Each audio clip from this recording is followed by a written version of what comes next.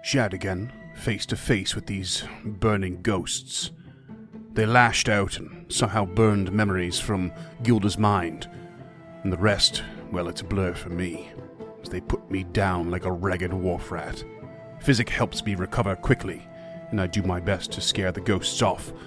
Tulak backs me up, and the flaming duo are quelled. For now. Gilda experiences some heavy confusion, but the memories burned away slowly return. We turn back to the door we failed to unlock, and Lady Gilda opts for knocking it off its hinges instead of the quiet route. We find a small library unto itself, a sculpture of old Absalom, and a wooden statue of Belcora herself. The statue springs to life, and this wood golem quickly proves beyond our current skill set. Even with the aid of the Festrog, we are ineffective, and Lady Gilda defends us as we barely make for a tactical retreat.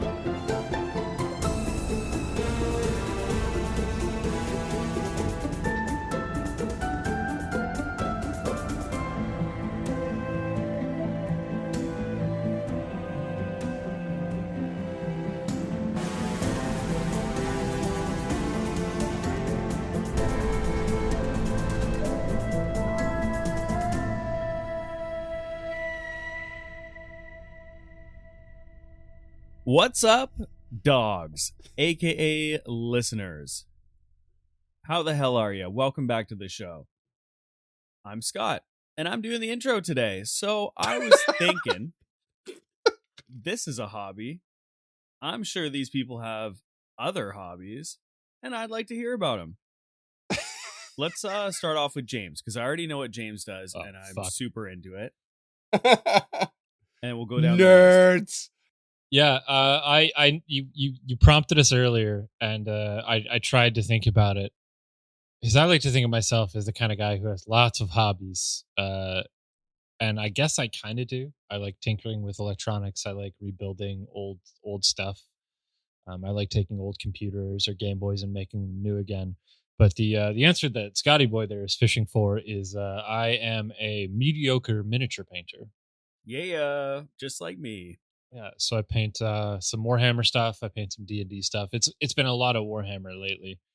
I'm working on a Chaos Army right now for 40K. I have a Chaos Army for Fantasy because I need to play the antithesis of myself in every direction at all times. Mm-hmm. Yeah, I have a Necron army that I'm almost finished, or a Combat Patrol is more accurate. Because they're robots and they're Egyptian themed and they're from space, and that's the trifecta to me. Nice. Yeah, I play retro video games, and I work a lot. I've turned a lot of my hobbies into work. So, and we know from previous eps that you used to pickle things. That was a business, yeah. That I turned into a business, yeah. Oh yeah, that's right. I like editing. Like audio editing, like script editing. I recently have turned that into a little bit of a side hustle. I like writing, so I've also recently turned that into a little bit of a side hustle. I started my own business this year called James Kidd Creations, so I just do essentially whatever people need created or tweaked. Yeah. Sweet. Renaissance man, if you will. Jack of all trades, master of a few? Absolutely. Well, we know that Freeman has a hobby that involves an app on his phone and quenching his thirst. Pokemon Go, motherfuckers! No Pokemon Go. Pokemon Go lost me because the combat was boring. I was like, I have no desire to actually catch them all. You know, right. I just want to catch the ones I like and fight. And it just sucked. Yeah, beer's a hobby, right? We've covered that. I do love me beer. Freeman is also into pickling, just specifically his liver. Yes, exactly. Do you have an update for the listeners? How many beers you drank now? The more fermented I am, the better it all works. I'll take a look. It's not much higher actually. I kind of slowed down for a little bit. I've been off and on sick over the last couple of months as well. I was sick twice in the last 3 months, like very ill. And we're sure that doesn't have anything to do with the alcoholism. No, we're definitely not sure of that. My immune system's probably garbage. I'm drinking a Fat Tug, so shields up because shots are gonna get fired here. Oh, yum. I haven't had a Fat Tug in years. I'm out. scared of them. They mess me up. It's like there's a mystery behind Fat Tug. It's apparently the percentage it claims, but it fucks you up way faster than the average IPA. Facts. Yeah, I'm only about 80 over my 3,000 mark now for the beers. Since I don't remember when it was we recorded that episode. We talked about it. It was in January. Yeah, so give us a little recap, just for those of us who don't remember. What 3,000 beers you have? What? Like uniquely drank and like rated on this app, essentially. I just use it to keep track of what I have and haven't had, and I've used it. It's been a sort of a way for educating myself, essentially. The app has lots of information on what to expect from styles, and then what to expect from those specific beers, and you sort of cross-reference as you go. And I've been in a loose competition with my old boss back home, who's now ahead of me again. It's I guess to a degree it is a bit of a hobby, or at the very least it's part of my work, and I just really enjoy beer, and I'm a bit of a beer nerd, and I love to talk about beer and what to expect, and I like a pretty wide variety. Freeman, what is the app called in case the listeners would like to get on the app and be part of this competition? and as long as they're over 19 years old. Yeah. Or 18 in some provinces, and or Europe. Or 21 in some places. Yeah, well, fuck them. They're wrong, though. It's called Untapped with no E for some reason. I don't know why. Other than drinking beer, I don't really have that many hobbies, to be honest. I guess in a way, I've turned a couple of hobbies into work, like James. So in particular, our original podcast, Encounter This, very much sort of involves like some creative writing, and then just some organizing and writing of episodes. And I'd never really been much of a practice writer before, but feel like I took to it pretty quickly and enjoyed it a lot. It certainly coincided with playing and running D&D. So it was like we were doing the podcast and having fun at our own tables at the same time. And then of course this podcast, big time, really stretches those wings. And the other thing I do dabble in just to keep creative and enjoy is playing music. I don't play my keyboard nearly as much, but I pick up the accordion probably at least once a day and play a song or two, and just jam around, sing a little bit. Very cool. And I cycle a lot. Nice. That's kind of boring. So, well, the time has come. Spring has sprung. Spring has sprung. And Duncan. I like where you put the emphasis on that one. On the wrong syllable. Yeah. I had a total aside. I lived in Quebec for a while. Like before I actually went to Montreal, I lived in a really francophone kind of a community on an exchange, and that's how they would pronounce my name, like this kind of Duncan. Wrap your head around. Amazing. No, I don't really. I've got a few hobbies. I'm a musician like Freeman, but not on the kind of professional get on stage and be good at it kind of way. But I mean, you're definitely a better keyboard player than me, though. Like, I mean, I'm a better keyboard player, but man, you can out accordion the fuck out of me. It's true. You guys should do a version of our theme song. Could you imagine? Hey, oh yeah, I play the whistle too, so I could be like, get that in. There's a Patreon goal right there. There you go. The old piano accordion tin whistle cover. That one cover everyone's been clamoring for. James, you have a bass, right? I have a bass. I play guitar. I play bass as well. I'll hit up Will for the sheet music. There we go. Yeah, other than that, the music's a lot of it, and then living in the middle of nowhere, it's cycling, but not cycling on a hellish cityscape like I'm sure Freeman is. I get to go mountain biking all the time, and yeah, other than that, this has been a huge part of my my free time lately of learning how to edit and learning how to podcast and stuff. So thanks, Freeman, for taking all my free time up. No biggie. I think you should thank the listeners for that. I mean, thanks, listeners. I You're really welcome, appreciate it. listeners. Yeah. Listeners, write in and tell us whether or not you would like to thank Duncan for his participation. Let us know if you think it's worth it. Mom, I know you're listening. Your mom, Duncan's mom got him Stemming the Tide mug for Christmas, which is so Amazing. awesome. Unofficial merch. She will be hearing from her Yeah, lawyers. bootleg. Yes, Cease and oh, for desist is sure. coming in hot. Speaking of which, we haven't really announced this yet, and I know this episode's not coming out for a long time yet, so will have been announced by then. But just in case the listeners don't know or they haven't heard, we do have official merch available at unchartednorth.com/shop, and / we do have a Patreon at patreon.com/unchartednorth. Yeah, there's stuff out there, guys. Yeah, and if you sign up for a certain tier, you'll get a discount code for the merch store. It's through Teespring. So we basically throw the majority of our cut at you for free, and just so you can shop us around to all your friends. But yeah, please hit us up and hit us up at our free Discord as well, our public Discord. We don't have a vanity URL for that, but you could get through it on the website and through all our Reddit posts.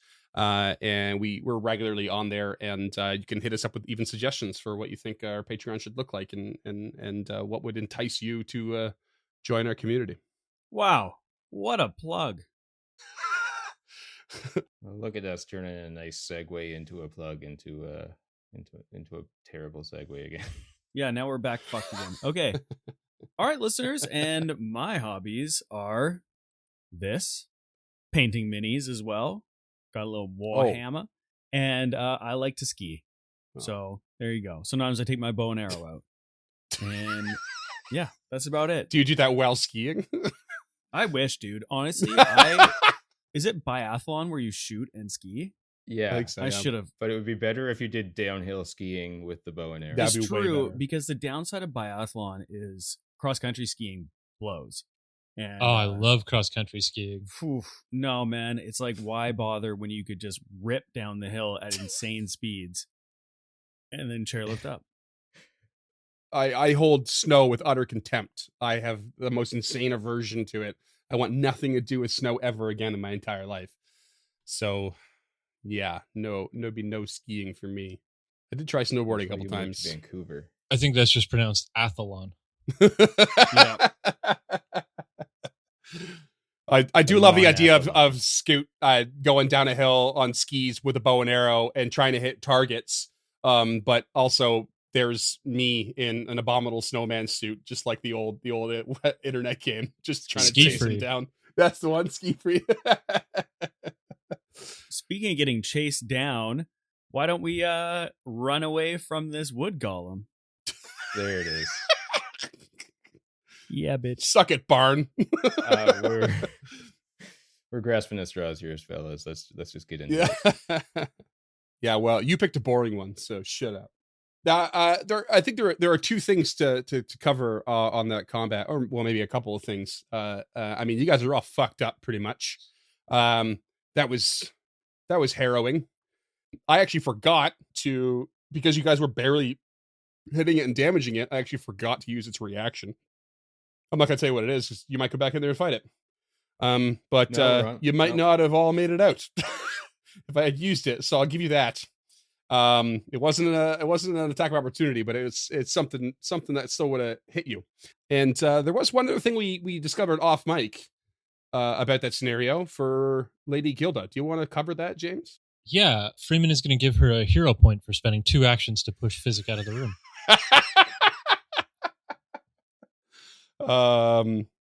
We discovered that because she uses the hand wraps and mighty blows and it counts as a worn item versus a weapon, her fist is technically unarmed, which means at the same time she punches, she can hold one-handed items.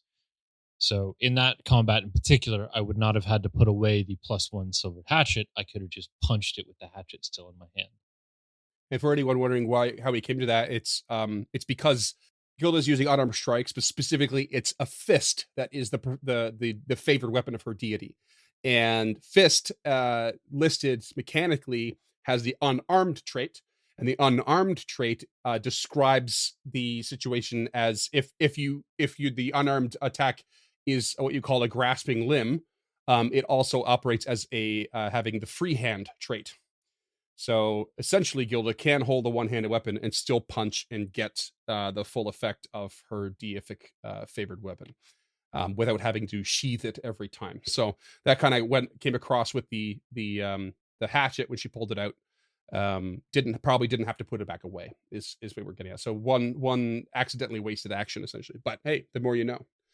The more you know. The more you know. So could be very beneficial down the line, but we'll see. I'll make it beneficial.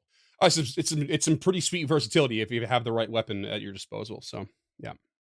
Yeah, I'm just gonna go ahead and assume you guys are gonna gather back into ye old library hallway after the door has been closed. I've closed initiative, and you guys are looking real rough. Only Tulok is looking okay.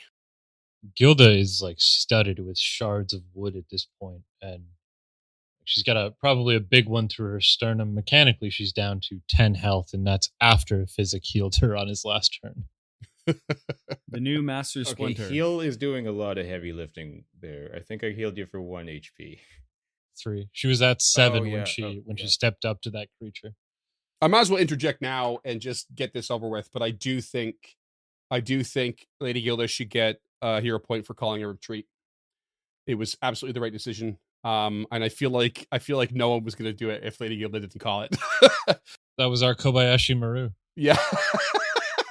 I want to give Tulok a hero point for even though the retreat was called, summoning the Festrog to make sure the retreat was more successful.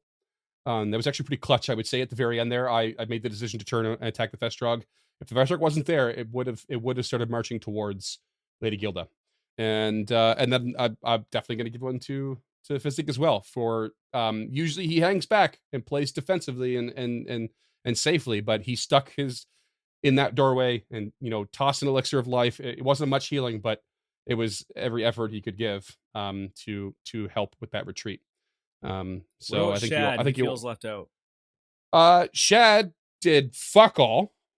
He couldn't unlock the door. He got hit really hard and almost died, and then ran to the bathroom. Actually, I feel like I want to take one of Tulok's hero points away just for suggesting it.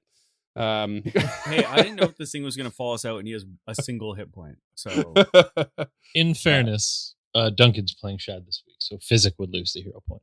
hey. And yeah, but Tulok made all those poor decisions. Scott did. Sorry, that's fair. That's fair. Yeah. Okay, well that's out of the way. Duncan's got Shad this week. Yep, which is good because Physic's probably going to have to do a lot of work with Shad with him being down to 1 fucking HP right now. Yeah, so I was pondering this off mic, and I think now is the time where we go back to Otari and just spend a day, heal up, sell any of the shit we need to sell, level up, and just keep on going. Yeah, honestly, I think that's a perfect idea. Every single point that you just said is a must.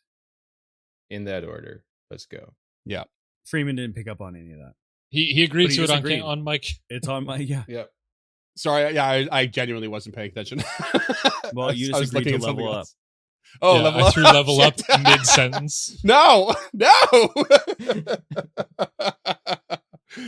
This is going to be the part where I put in some like harp music going like, and then it'll be Freeman agreeing to it again. Yeah.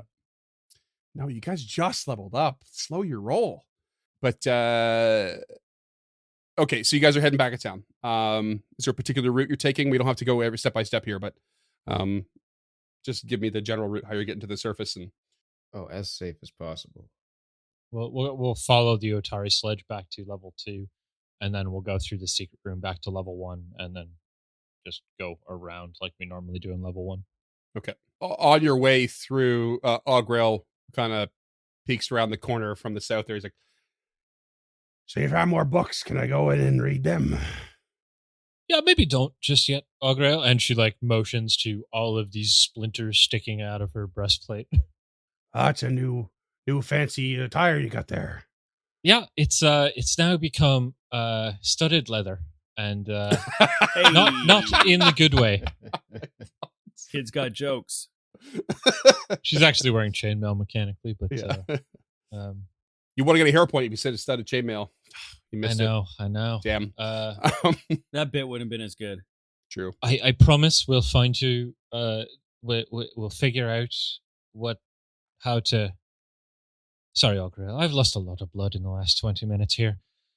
We will eventually figure out how to defeat that creature to give you access to what I'm assuming is the private book reserve. But for now, maybe just stick to this part of the library where it's probably, definitely, mostly safe. And if you see a wooden statue of Belcora coming out this way, just run. Oh, yeah. Ghost Queen in physical form. That doesn't sound like friendly. That's fine. I've got plenty of books to read here, and for now, I'll be here. And let us know if we can bring you back anything from town, or if you find any more of those books that we're looking for. Will do. Undead flesh. You could bring me more undead flesh. Fresh out of undead flesh. If we come across any, we'll bring it for you, but no promises. It's mostly down here. Okay, there's lots in stores here anyway. That's fine. He's got a whole bunch in the reading room, plus that room you guys found that's piled with decaying corpses. All these other ones. Speaking of which, I would like to do a recall knowledge on what little of that effigy she saw on the table. Oh, the sculpture of the town or something like that? He didn't say it was of the town. He just said it was a sculpture. It was of like a sprawling cityscape. Okay. Yeah, you didn't get enough time to look it over. You couldn't quite tell what it was from a distance, and by the time you got into the room, you were being attacked. So you don't know. You didn't register enough of it. I think it's Absalom. Yeah, safe bet. Not like we found several models of the place. Yeah, this young lady seems to be a little obsessed with it. For sure. For sure. For sure, bud. Do you want to roll the random encounter table while we're walking back, or? I am not going to roll on that. However, on your way back, with all of your wounds and everything, you're all feeling pretty weak. But Lady Gilda, you are starting to feel pretty feverish. Oh, shit. Uh-oh. And I need you to roll me a fortitude save, please. As your ghoul fever has come full circle from when you acquired it, contracted it. That's what I'm looking for. Oh, I forgot you got ghoul fever. Yeah, that's been sitting latent for a while. Thank goodness for the calendar and Foundry, the calendar module. That is an 18 on the die for a 28. Oof. Nice. Ooh. Yeah. And with your perseverance of trying to get back to town, you force yourself through the sweaty fever. Was that a second check too? That was the second check, yeah. So you were at stage 1 with no effect. And rolling this one, if you succeed, it reduces the stage by 1, or if you fail, it increases. So you are free of ghoul fever. Can we just say, I can't remember how long it takes to walk back there. 45 minutes, hour, couple hours? I mean, it's going to take you a couple hours to get, or an hour at least to get out of the dungeon, and then it's something like an hour back on the trail. So about I'll 2 take hours. a heal worth. or 2 on the way. 21 on the medicine roll for a treat wounds for another 12 HP back for Shad. Oh, so 24 health. Nice. Yeah, that should put him at 25. I'll take 1 as well if we're going about it, but Yeah, treat wounds takes 10 minutes, so you can just have 12 back with my lay on hands. I'm good then. Actually, Physic's gonna take another 10 minutes if we can to heal himself. I may forget this ruling, but I'm just gonna like throw out, like, if wherever you guys are at, when you're walking back to the surface, we'll call it half hour per level. So half hour for the level you're on, half hour for Okay. the second level, and then 1 hour from the surface. Okay. So Physic rolled a 29. I'm just gonna assume we can call it a DC 15 if I don't call it otherwise. On 48. Ha, 8 HP back, but You rolled two on ones and a 48, two. yeah. I adore you, bud, but the second Physic dies, I think we're gonna be better off. I'm not disagreeing with you at all. Yeah. Well, he's just gonna look up like, oh my. Okay. But because he has the godless healing, he will get an extra 5 HP back. Okay. For a very short amount of time, played at like level 12, a superstition instinct barbarian, and they are not allowed. They are not allowed to willingly accept magic cast upon them, including heal spells. So it's like I went down the whole godless healing feat route myself. It was actually really cool, and you get extra bonuses for like non-magical healing stuff on you and whatnot. It was neat. Yeah, it's great until you roll a fucking 8 on 4d8. Well, Oh on the my way God. back to Atari, the half hour it takes, I can give you 36 HP back my way on hands if you want it. Yeah, might as well take that because he's still pretty hurt. I mean, when you get to the surface, you could literally just pass off your pearly white aeon stone or your wayfinder. It's instant investment. And I don't think she's given that up. He's been proven to be a thieving little bastard so far. So. It's more so if I say I give it to you and we never on mic pass it back. Yeah. I don't know. That's I what you're don't scared want to of? deal with that. Right. I don't Yeah. know what I'd do. That's fair. What does town look like as we're rolling back in? I mean, you're coming in around 9:15 in the evening, 2100 hours. And it's dark. It's settling. There's some people certainly hitting up the taverns. It's toil day. How long has it been since we've been back in town? That's a good question. I think James said off mic that it's been since episode 25. But how many days that is? I think it's been. I think it was on Rova 25. Was when you got the letter delivered for Lady Gilda, and she got her epaulet, and Okay. we're now on the 27th. All right, 2 days. And what does the town look like in regards to cleaning up after the whole first wave? Like, are people just kind of going back to life as usual? Is the town destroyed? Like, what's the vibe? Oh yeah, I mean, you could see immediately when you come out from the Gaunt Trail. Like you look to the south down Pharasma's Walk towards the graveyard. You can see fortifications along those walls. They were pretty sturdy to begin with, but it's clearly they're clearly a little more prepped from your point of view. You can kind of see along the ridge that leads down to the town and the Dawnflower Library. There are fortifications and they've started to build and set up really large fishing nets to catch any undead that would drop down over the cliff, because that's what they were doing. They were leaping over and landing on the ground or the library and attacking.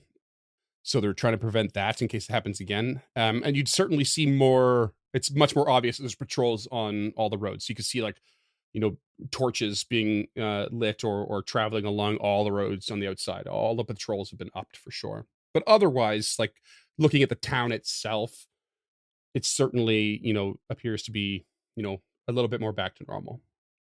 Copy that. Everyone still has to make their living. There's still the fishermen. There's still all the woodworkers. There's still the blacksmith. So that, they're certainly reallocating a number of the resources to helping with this defense, but they are also doing the normal business. It's been almost 1 week. It's been 1 week since you looked at me. He does in Physics voice.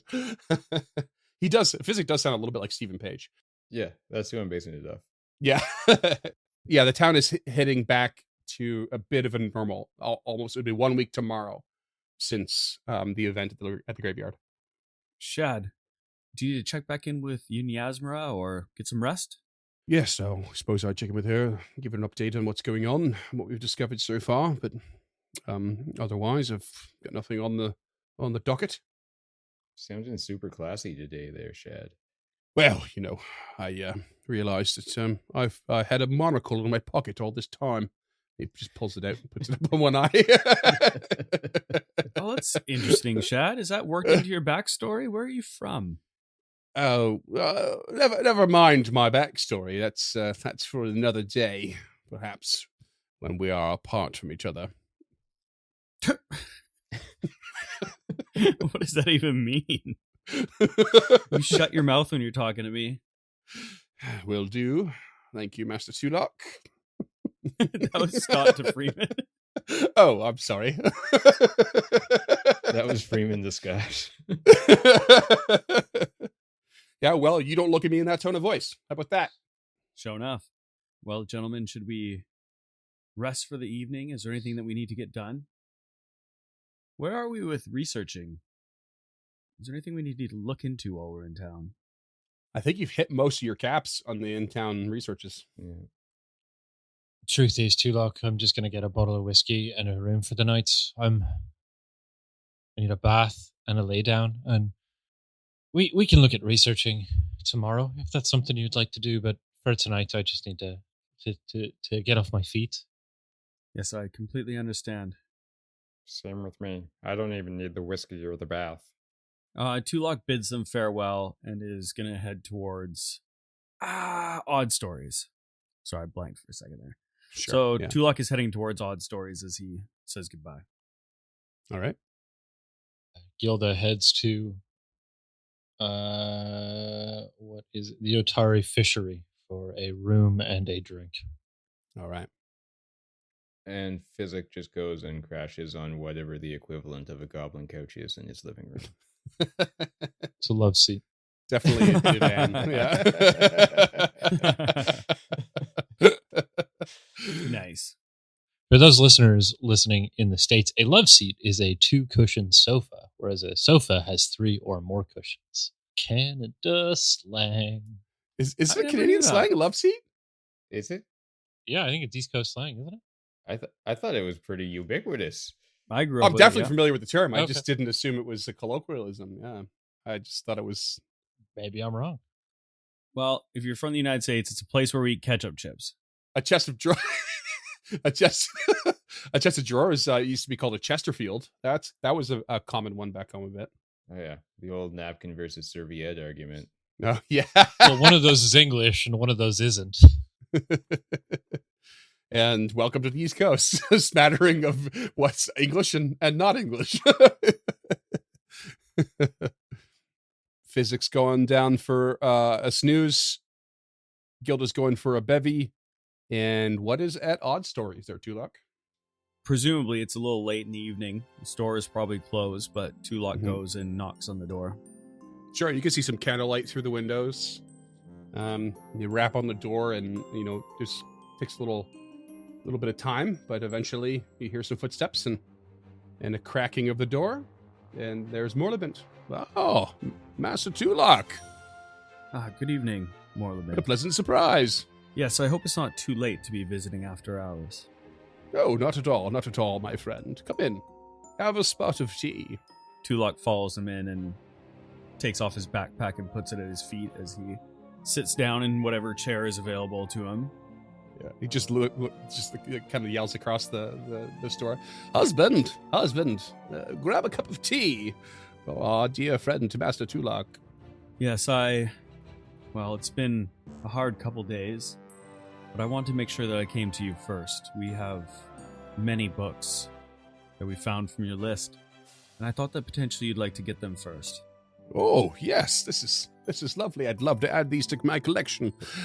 You wouldn't know it, but I'm in need of some reading material. So Tulok pulls out the bag of holding out of his backpack and just is reaching into this tiny little bag and just pulling out book after book after book. Because in the end, we have 7 bulk worth of books. Yeah, and he's just so flabbergasted. My, you seem to have yourself quite the bag there, to fit all of these tomes inside. This is extraordinary. Thank you so much, Tulok. We've discovered many things down there. many horrific things, in fact. But we have began looking through the library. There seems to be a second library. Maybe it is Belcora's personal library, but we don't know yet. We ran afoul of a golem within. Yes, a golem. I can't say I know too much about them off the top of my head, but strange, powerful magics are usually used to form them. It was indeed. And that on top of a cult down there is quite troubling. Indubitably. How are you and your compatriots holding up? I won't say that it's easy, Morlabent. We've met much resistance of all different types, and we narrowly made it out alive today, but we did. Physic is at home resting, and Lady Gilda's gone out for a stiff drink. We're all just coping however we can. Shad is probably having a drink as well. Morlabin turns over. Husband, spot of brandy in the tea, yes? Come now, let's have a stiff one, shall we? And I think that Tulok is actually going to attempt to gather information about Nimbleoth, because we actually haven't maxed out that in town. So he's going to say, do you believe that within these tomes I've returned to you, there would be any information about an outer god named Nimbleoth? This is not something I would suspect. I can't say I'm familiar with them. This god, but so, and as such, it would not be on my list. At least I don't think so. But you are welcome to look through some of our more occult repertoire, if you like, to find more, and I'll do my best to skim through these for any evidence of such a thing. Well, do you know at least a little to give me some idea? Yes. And you could just like relay, this is the symbol, the skull with the moss, an outer god, that sort of thing. Yeah, it's... You don't have to go into full detail here, but... Nimbleoth is actually a woman outer god, and her symbol is a skull with moss growing from it. And in fact, she does not speak with her own worshippers and cares nothing for them, so they truly have no anathemas. It is quite strange. Yeah, it's a strange entity to worship.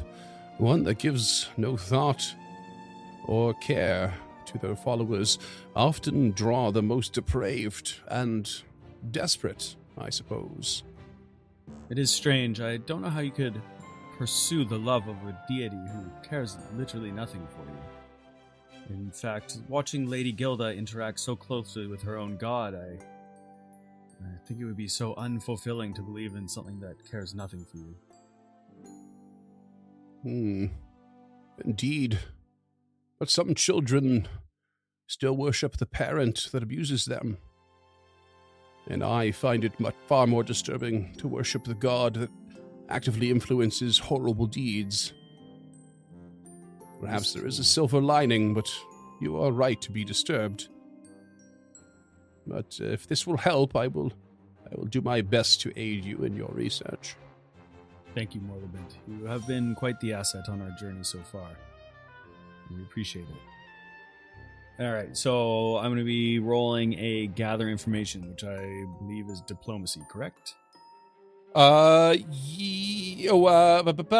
Yes. And I am going to have Morlabent aid you, if he can. Okay.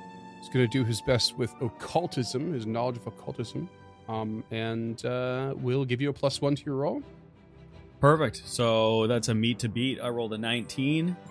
Oh, nice. Yeah. Oh.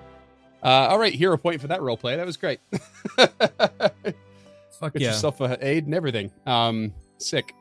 And you get another point towards Nimbleoth. Okay, let me just double check the old math on this. Yeah, we're at 2, right? That just made us to 3, so no new info, I assume. No, that is actually your first threshold. 3. Oh! Oh, nice. Yeah, baby. So here's what you sort of come across with your conversation and a little bit of looking through some of the books. You piece together what you know a little bit about this god, and some of it's lines up with like maybe some bits of text you find that are hearsay, and you do a little bit of cross-referencing and some sort of deducing and logic building. And so you know that upon the banks of the River of Souls, where every mortal soul must cross the banks in their first step toward the afterlife, dangerous predators lurk to feast upon them. Creatures like night hags, astrodemons, devourers, and worse. These are the sorts of things that Mortalbane can tell you. Dread Nimbaloth, however, does not deign to hunt these souls, but instead the apex predators themselves, preferring to consume them while they still digest their prey. She is no glutton, but instead eternally patient and can linger on any plane or world for centuries before even being noticed. And that is all you know for now. All right, and Tulok just turns to Morlaband and says, "It's enlightening, but frightening at the same time. I do thank you for your help and for the stiff tea. I'll let you have your evening, and I bid you good night." Thank you very much, Tulok. It is indeed worrisome that somehow a creature so depraved and uninterested might be involved in all this. I wonder what this Nimbaloth could gain by touching our world, if they have bothered to do it at all. And Tulok takes that and just begins to ruminate on it as he walks back towards his caravan. Lady Gilda, you're enjoying a quiet drink in the corner? All be yourself? Yes. Lady Gilda is putting off big don't talk to me energy. She gets to the fishery and she is exhausted. She's been tired before, but this last couple of days really felt like she's been through the shit and back. She hasn't been as effective as she'd liked, but she made it out alive. So she gets in. She gets a bottle of mid-level whiskey from Tamerlane. Sits down at a table like a two-top in a corner or against a wall by herself. Shrugs off her heater and then just leans back and unbuckles the belt on her leg and just makes sure nobody talks to her. She has a couple of shots before heading up to her room with the bottle. Yeah, sure. Yeah.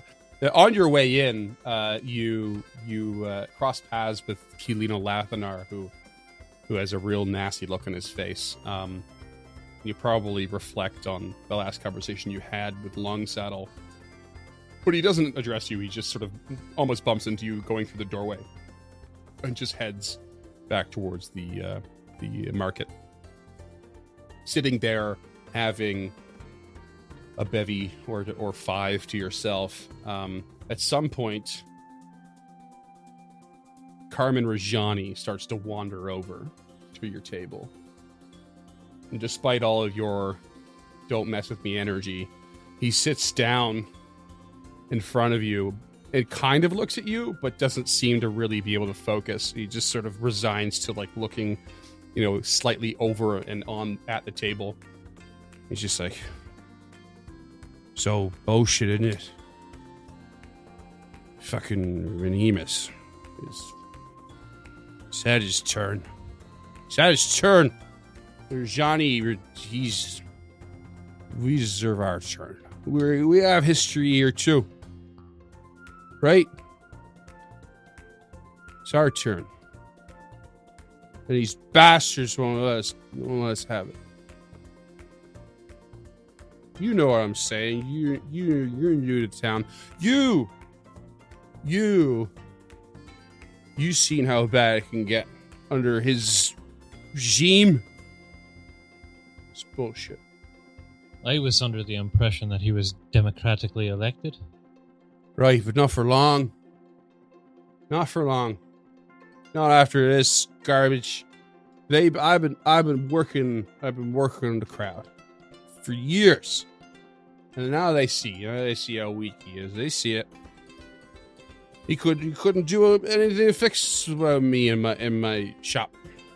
Blaze for Glaze. Couldn't do it. I'm essential. He's not. He's a politician. He's a wood guy. Just he doesn't know anything about anything. Here's to Mayor Rajani, she says, and she raises the shot. It's like he's glassy eyed as fuck. And he just like Yeah. gets a little bit of energy out of that. He's like, yeah, Mayor Johnny, that's me. You know who'd love to hear that, Carmen? Who's that? Mr. Hangus over there. I bet you he could put some muscle in your corner. Yeah, you're right.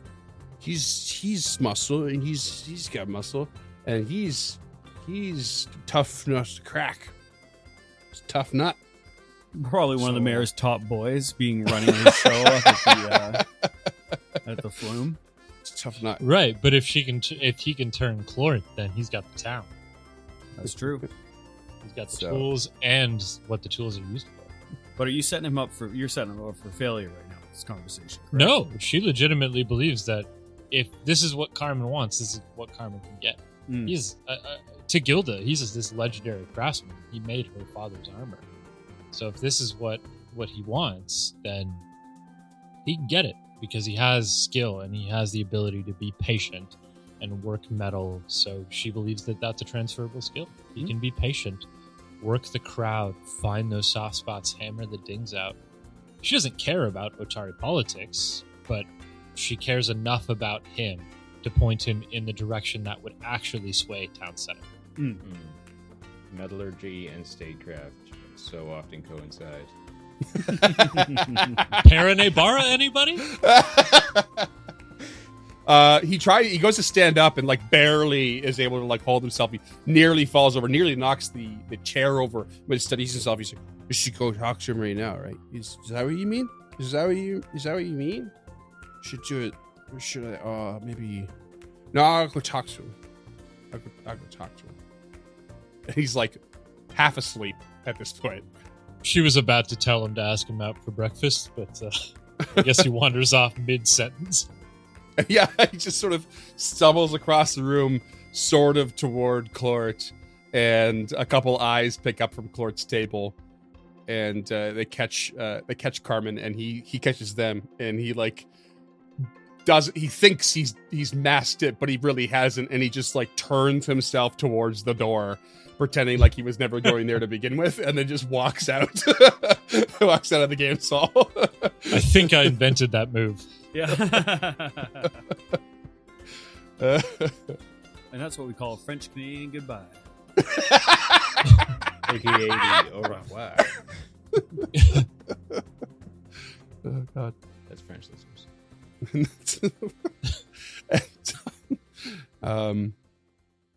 I'm afraid I don't have much for you, Physic. He went to bed.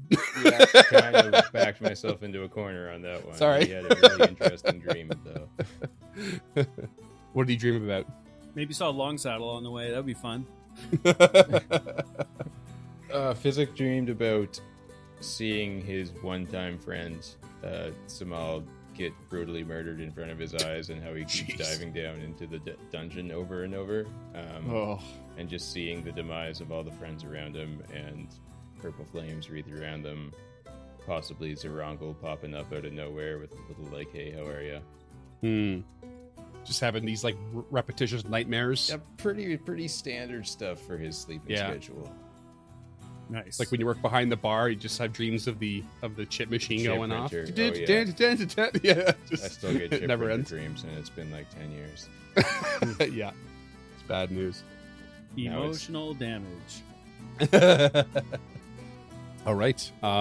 You guys crash. What time do you get up in the morning? You said we got back around like 9:30. Yeah.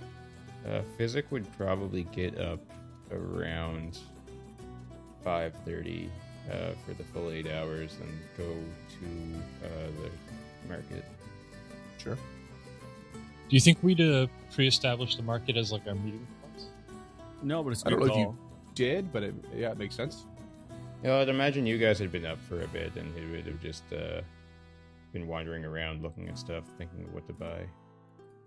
Yeah, I think Tulok would have slept in a little bit, considering he was up slightly later having that conversation with Morlabint, and I don't think he would have gone straight home anyways. He kind of prowled the streets a little bit, just deep in thought and thinking about the information that he just learned and how that could apply to the situation at the lighthouse. And then he goes to sleep, and then I think he wakes up a little later in the morning, kind of the ruckus in the market kind of is picking up a little bit. He can smell breakfast being cooked and just is slow to rise, but opens up his door and just sees Physic kind of fumbling around in the marketplace and looking around and just, hey, Physic, good morning, come over. And then he'll Physic will wander over like, oh, Mr. Locke, how was your night? Did Morlabint tell you anything? Yes, we managed to get some information. I'll let you know everything when Lady Gilda arrives. And I managed to sell those books as well. How was your night? How did you sleep? Well, I've got a pretty comfy love seat. I've been having some pretty bad dreams about everything that's going on with us these days. Oh, really? What were your dreams about? I dreamt about Samal and seeing him rise from the dead. Worried about all those poor souls out there that are also either trapped in their bodies or their bodies are moving with their souls no longer in them. We've stumbled upon something that's I feel is beyond us, but what can we do but keep going? Tulok glances to the empty stall of Samal, which may or may not be filled by now. Potentially there's someone in the market who's taken his place. But he looks to where it used to be and kind of winces at the fact that Physic was saying that he's thinking about creatures walking around with no souls in them, and just having a quick recollection on the fact that he's been animating the undead recently. And so he kind of winces at that. But You probably note too, like a lack of aroma. There was always a perfectly brewed, rotating different coffee that came from that stall. But yeah, it is now filled again with some random person with random goods. so Tulok moves, is looking at his face, moves from a wince to kind of a half smile at Physic and says, yes, times are dark, Physic, and I don't know what they mean for us, and I don't understand what's going on and why this evil is so close to us, but let's find Lady Gilda and perhaps we can get our day started on a better foot. So Gilda doesn't make it to whatever preordained meeting time and meeting spot we have previously established. Okay. A little hungover, huh? Uh-oh. You get a whole bottle of whiskey. Tulok buys some snacks at the market for him and Physic as they're waiting. And when Lady Gilda doesn't show up, he is immediately concerned.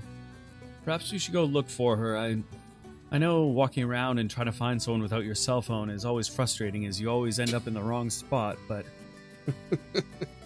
we should go look nonetheless. Yeah, I've got Tulok's no bars eye here starts bleeding. whatsoever. I mean, you guys would probably know she was staying at the fishery. Yeah. Yeah. And they walk over that direction.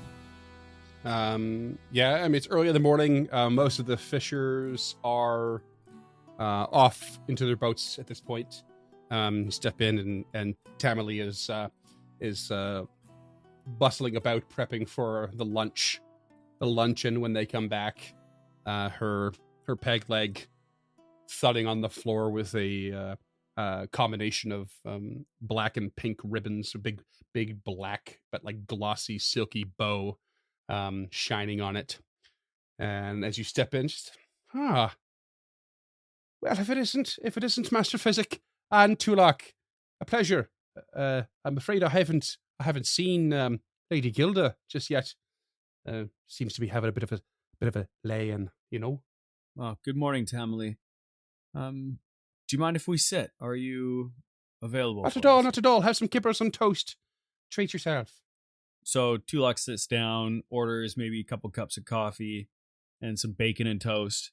And it's fucking good coffee. Oh, boy. Love that. Aside from Samal Stall, best coffee in town. Well, now it's Gotta love a good black coffee. You know what I mean? Really give you a good kick in the teeth to get the day started. So Today's brew is a bit rich, chocolatey notes, but a wee bit of bitter orange as well. absolutely lovely, Tamily. Thank you so much.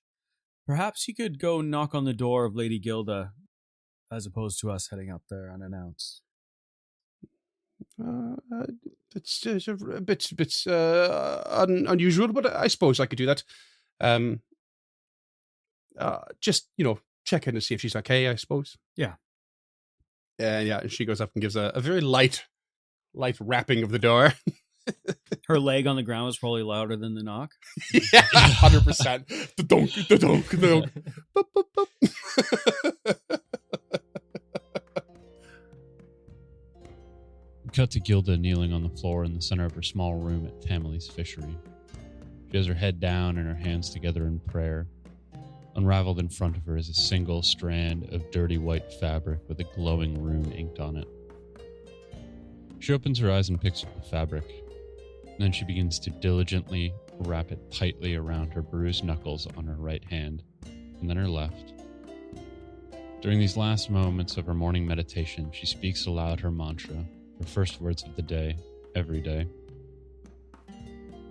Aurora, guide me to protect those around me and shield them from harm. My body is an extension of your might. My mind a library where I seek to deposit a little new wisdom each day.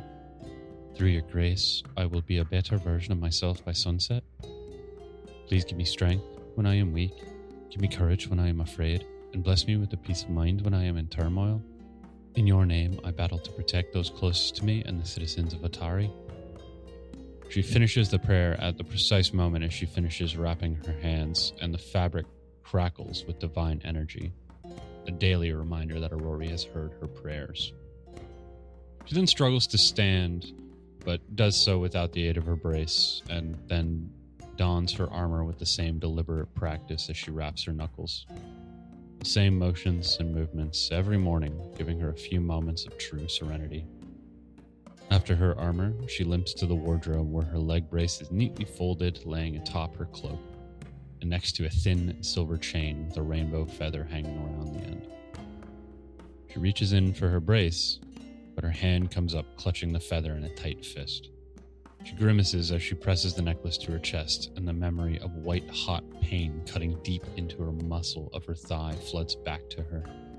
She remembers the pain of the blade lodging into her femur as if it was happening all over again, and the memory of the pain overcomes her. The next moment, she's lying screaming in a triage deep in the Asphodel Mountains, her father clutching her hand in his general regalia and her other fist clutched around the feather. General Liu offers prayers to Shaylin as the surgeon digs around in her thigh for the remaining pieces of the sword.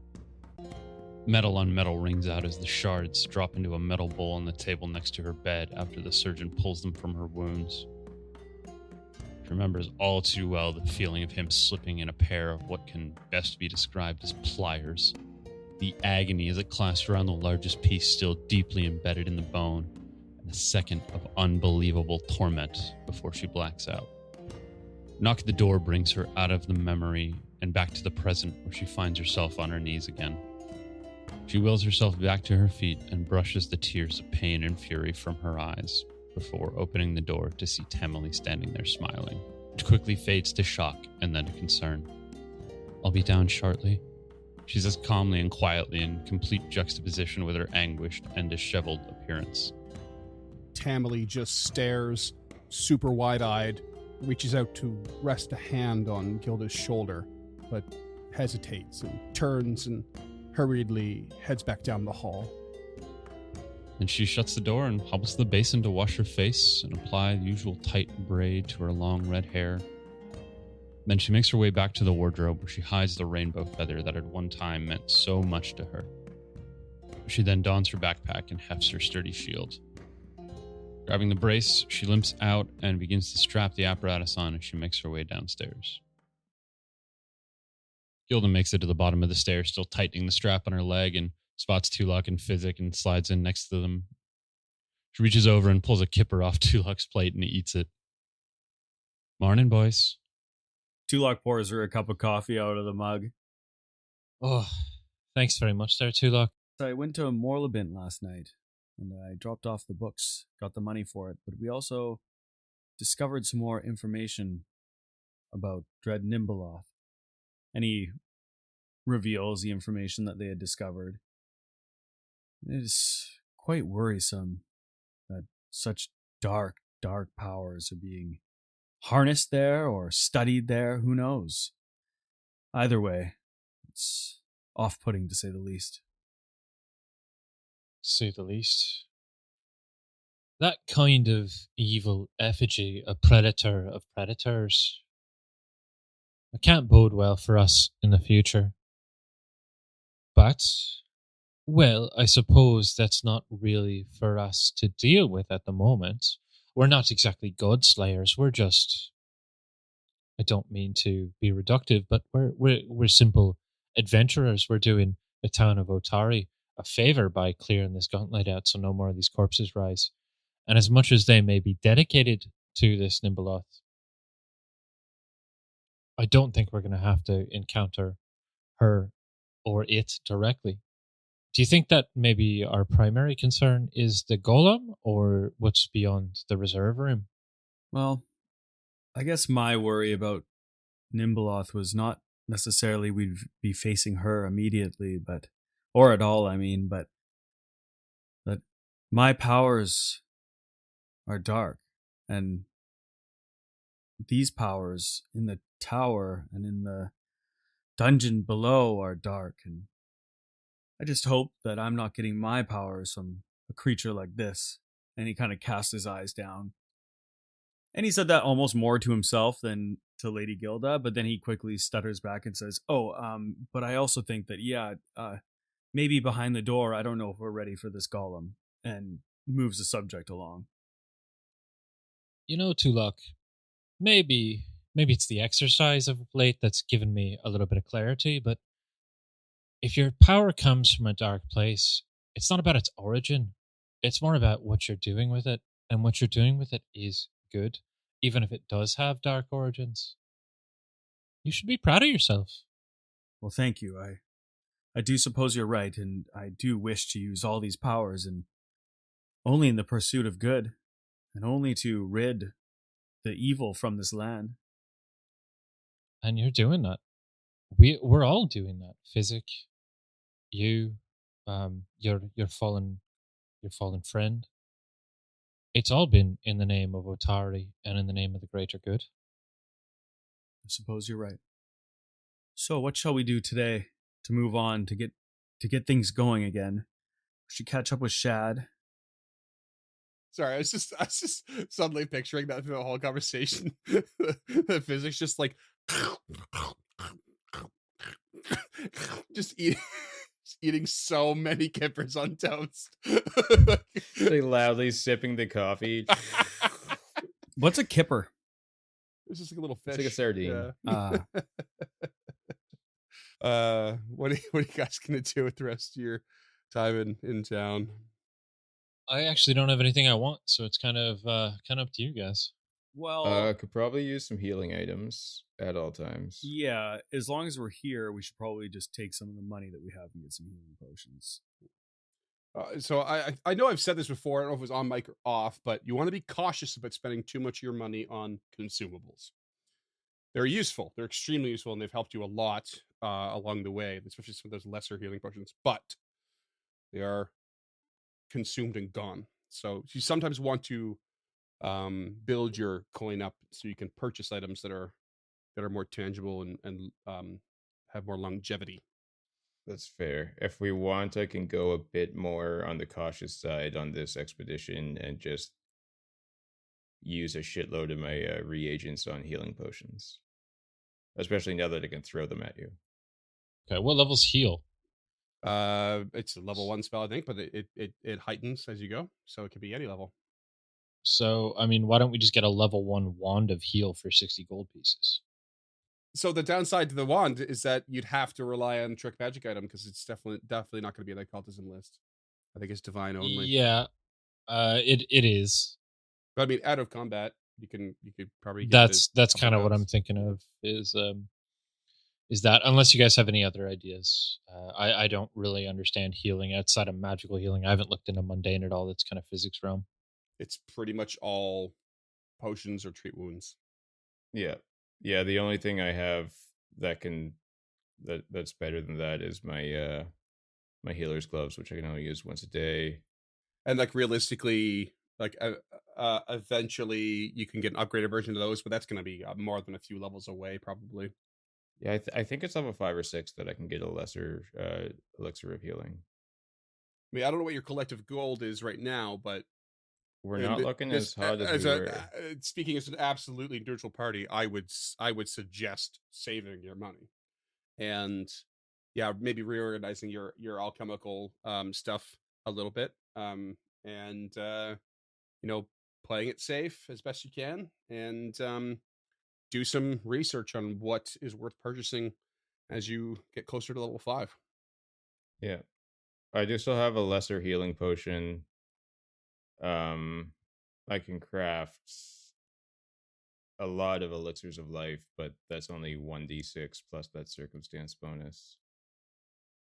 That's my only worry with the elixirs of life is like it's such a small amount, especially with how well I roll. It'll be more to get the magic wand because we need to supply the spell as well. You have to pay someone to cast it. So we had to pay someone to cast it. I mean, maybe we could get them to do it at the Dawnflower without paying anything, but yeah, we have 60 GP. Yeah. Have you been looking at items at all for physic? Not really. No, me neither. I definitely need to start taking a peek so we can. Yeah, kind of super been dependent on better readers than I. So I want to throw in too, like you have 60 gold, but that might seem like a lot, but that's a lot at level 1 or 2. It's probably middling now, and it's going to become a pittance before too long. So that's why that's another reason why I'm kind of pushing, saying maybe save it and do some research. It would be nice if we get a little bit more used to running the fuck away from stuff. Because we've run into a lot of situations that should have killed us, and we got lucky. Mm-hmm. All right, well, let's skip that then. All right, I also got 14 gold that I'm going to put into the party loot, which will put us up to 72 in there. And I'll drop in the 35. Do we want to do anything with the slick rune, the weapon potency? I guess we should just give one of those 2 thieves tools to Shad because he broke his. I think you already did, actually, to be honest. Yeah, I broke mine. Okay, so I'll reduce our thieves tools to 1. Potency rune could go on. I think it could go on the crossbow, alchemical crossbow. No, would we have to take the day to? You would have to take today, yeah. But you could leave. We don't have to like call it 24 hours. Just call it 1 working day. Well, that's good because I barely work. Yeah, that'd be fine. Oh no, wait, it's already a +1, isn't it? You already have it as a +1. Yeah, it is a +1. Never yeah, mind. Okay, that's my bad. What else do you have floating around? Did you put the did anyone want that slick?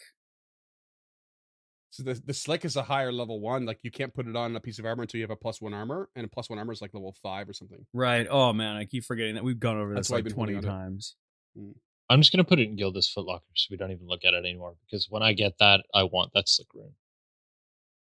Yeah. Or if you ever get a +1 wizard robes 2 luck, I think it would be a huge benefit to you. Physic, I know you're a dex-based character, so I don't know how much it's going to affect you. I'm dex-based as well. Well, not dex. It's my second highest. It's 16. Yeah, but you're charisma-based, right? Yeah, charisma-based, Okay. yeah.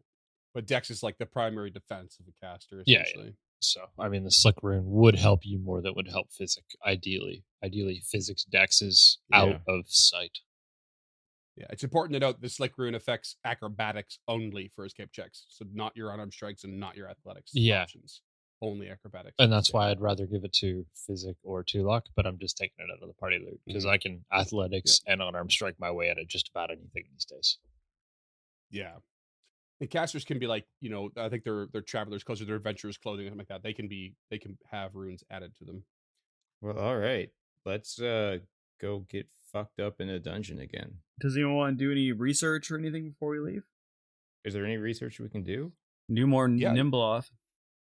Always get a couple rolls in at odd stories, I think. So you have 3 more points available in town for Nimbleoth. Yeah, so I'll do one. Yeah, you got it. 25 you got. Which one you going for? Odd stories? It doesn't really matter. Let's do Dawnflower just to get it out of the way. I'm sure Gilda has a better relationship with Vandy than with Morlibent. Surely, yeah. Tulok and Physic, you want to give it a go? Yeah, I'll take one. Sorry, religion and what are my other options here? Religion or an applicable lore. Okay, that'll be religion. Coming at you. I got a 15 in religion, so nada. Physic at a 25, so he got a point. This is definitely burning 2 hours, so we're looking at 11 a.m. still. You guys want to continue on? Nice dungeon matinee. Yeah, Gilda would meet up with them at Odd Stories and do another peruse through the shelf. Sorry, that's a natural 20 for a 26. Yeah. Ooh. Could have used that before. But you are capped. And you are now completely out of options in town for Nimbleoth. But on the upside, you hit another threshold. Oh, awesome. This is going to be Info Dump, episode 36. Take a boo. Oh, what's that? Sorry. I believe we're capped on all of our knowledge from town actually now.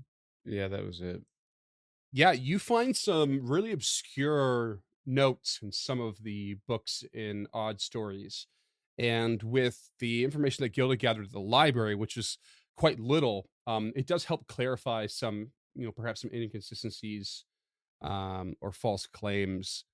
And you piece together that Nimbleoth uses the River of Souls to manifest upon the universe's countless worlds. So, however, she cannot do so whenever she wills it. Instead, any given world must first endure a cataclysmic event in which a mass of souls are dumped into the River of Souls all at once, weakening and thinning the borders and boundaries between life and death. Nimbleoth then slips through any crack or torn seam that she can find. And this blurring of the River of Souls and its banks is metaphysically akin to the muddled boundary of a swamp. And thus she prefers to dwell in swamplands of any world in which she emerges. This also means the surrounding areas usually turn from natural beauty to dangerous fen, fetid and festering with all manner of monsters. Will-o-wisps are especially drawn to these areas. These feeders of fear revel in the ruin wrought by the empty death, as if a fine wine of unparalleled vintage. So it's like Belcora was planning to do that cataclysmic event. Okay, maybe I'll do that in character. It seems that Belcora was planning a cataclysmic event, perhaps the attack on Absalom, to bring Nimbleoth into our world. I think you might be right, Tulok. In Andoran, there's a very famous play that deals with the vanquishing of ghosts. And I think in this case, we can extrapolate that Nimbleoth would be equivalent to Gozer the Destroyer. Well, I ain't afraid of no ghosts. Ooh. No, that was perfect. Thanks for getting that reference, Duncan. I appreciate you. Yeah, no problem. Oh, There is no Zool. were you actually making a reference? Gozer there? the Destroyer is the one who brings about the Marshmallow Man in Ghostbusters 1. And Now, spoilers for original Ghostbusters, eh? Yeah, that 1988 movie. 86? The Fogfen somehow sounds more ominous now. Yeah, doesn't it? Nearly explains the existence of corpse lights floating around. It's now early afternoon, and you head back. Correct. We get Shad first. Don't forget about Shad. Shad Shad. will. Are we going to take another run at that golem, or are we just going to go to the reserve room? Because if we're taking another run at the golem, we need adamantine. I think we should leave the golem alone for now. Until that door opens and a golem comes rushing out of it, I'm pretty happy to leave it I closed. agree in entirety. I just wanted to confirm that we are not doing that. It's also worth noting that a standard grade adamantine weapon, it costs 1,400 gold. Oh, we're right Or on the rather, cusp of that. 140 gold per bulk. You know, pull ourselves up by our bootstraps. We'll get right there. Crazy. And for the record, Yeah. Golem is an Incredible Hulk villain. But so is Wolverine, so I guess it flies. There you go. Yep. No. Yeah. We're getting into the weeds a little. Incredible here, Hulk fellas. 181 and 182, listeners. Okay, Duncan, I'm going to need you to cut that in case I'm wrong, but I'm pretty sure he had a cameo in 181 and his full appearance in I'm gonna look 182. it up, and if you're wrong, I'm gonna put in a correction. I'm gonna be like, oh, with like a big air horn, like, burr, burr, burr, burr, burr. Oh, by the way, James was super wrong about that. Nerd correction. Nerdage. All right, you head back. Yeah, the same way down the secret stairs, following the Otari slime trail. By now, you are all full health. I mean, but for the record, you've seldom passed by that hallway since your first foray. But that green glow is in that room again. The bathroom? The room where the slime trail started, where the supposed love seat ghost of is. Otari. Oh, where the love seat is. Where the love seat is, yeah. The love seat of the supposed ghost of Otari. Because you had originally activated it or you know, went in that room, and you followed it along, and it went through a door, but you did not pass through the door to the library originally. So you lost the trail. Oh, interesting. Let's go check it out. But just like the floor above, it reset after a day. We head back to the love seat. 3 deep on the love seat. And just like above, it repeats its pattern. The green light forms a message on the wall, and it reads, Balcora fell to the Rose Guard. But we never knew of these vaults below. And it follows the same pattern, heading north through to where you fought that Mistwalker, heading east through the narrow hallway, going up the stairs, but then turning around to the north and then back through to the library. And then it continues north and around the corner and straight through the restricted door. All right, so we know what's behind the door. We know there's a bunch of people rummaging around in there. Augural hears you come back. It's all been quiet. Welcome back. Thank you, Augrael. Unfortunately, we found you no more decomposing corpses, but we're sure to make more soon. That's fine. As he just rips off a chunk from a piece of flesh in his hand. Well, at least you're chewing your food, buddy. All right, should we stack the door and enter? So we do our usual door stuff. Yep, still lots of noise happening in the room. Get yourself set up in the according order. And you crack the door. Well, to get it on the books, I am taking the defend action. Mm-hmm. Avoiding notice. Shad is avoiding notice. Physic is not. He kind of just got this light in his head saying, let's take the scout action. All right. Perception, crack. Rows of bookshelves run the length of this room, and it is a big room. Bigger than you've seen so far. Although in many places, these bookshelves have been damaged or tipped over. The books that once sat on the ruined shelves appear to have been relocated to other shelves. Several doors lead out from this room, but the double door to the north is the most impressive. It's made of stone, carved with a strange feminine shape rising from the ghost-laced mists of a cemetery of emptied graves. A single cultist and 4 ghouls are busy at work on repairs to broken shelves. They turn to you as you open the door and take a defensive posture. And the cultist straight ahead of you addresses you. Ah, surface dwellers. How interesting. Do you perhaps seek an audience with High Priestess Nakazarin? I can arrange such a thing in peace, if you wish. And that's what we're going to call it. Ooh, shit.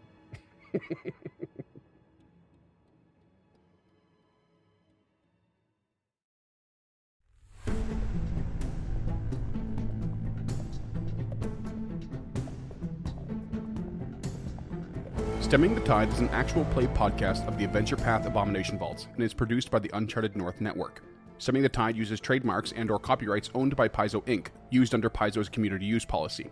We are expressly prohibited from charging you to use or access this content. Stemming the Tide is not published, endorsed, or specifically approved by Paizo. For more information about Paizo Inc. and Paizo products, visit paizo.com. Music is composed by Will Savino and artwork by Greyhood. Stemming the Tide is recorded remotely using Foundry Virtual Tabletop. If you wish to connect with us or support this project and projects to come, we can be found at unchartednorth.ca, patreon.com/unchartednorth, and on all major social media platforms. Links to all credits can be found in the episode description and our website. Thanks for tuning in.